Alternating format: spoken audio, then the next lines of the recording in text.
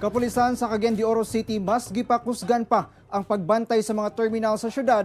Human ang pagpamumba sa usa ka bus sa Coronadal City. Ano yung report ni Cyril Chavez? Human ang pagpamumba sulod sa usa ka bus sa Coronadal City, South Cotabato adlang Huwebes.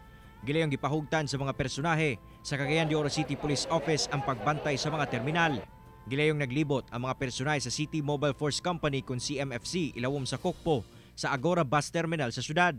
Dala nila ang mga canine bomb sniffing dogs aron masuta ang mga bagahe nga posibleng adunay bomba nga gitago.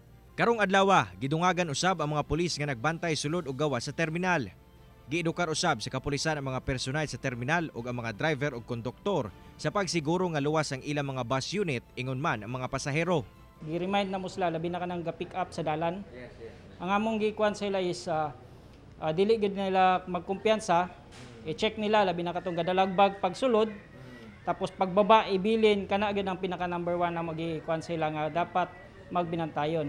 Ang maong hugot nga seguridad nga gihatag sa otoridad giuyonan na sab sa pipila ka mga pasahero. Ingana man gina. Kuan, sigapon gyud para pang kuan sa panghitabo ba, malikay. Okay na sa imo nga ingon ani. Okay ra gyapon na. Ano man? Wala man tay gitago, di ba? Ano gyud o. Pabor ka ani. Pabor.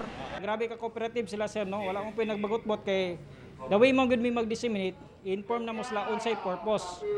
Na kanang inana although nga medyo malangan sila, pero sa ilang kayuhan po ni ilang safety.